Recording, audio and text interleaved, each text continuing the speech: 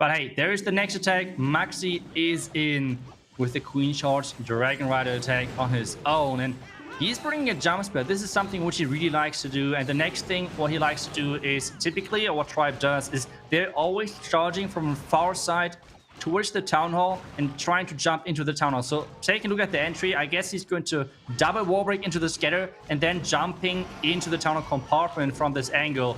And this is something which they have really great success on. So let's see if he can make this work as well. So far the funnel is perfect. And now it's all about keeping their Queen alive yet again and making sure that those Dragon Riders get a lot of value.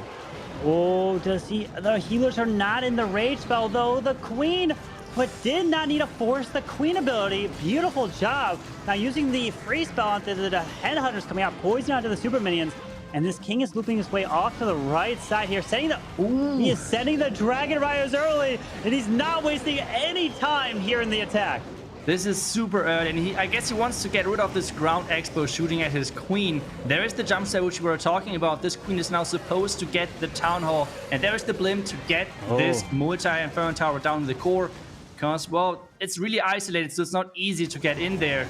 The King on the other side is funneling nicely, tanking nicely as well, and even taking down the defending Royal Champion. Beautiful. And this is looking really good so far. This is looking fantastic. Rages up that Queen yet again to help take out this Town Hall. Rages up by the top scatter shot. Royal Champion's making her way through. Another invisibility spell. Queen ability still in the bag. A freeze.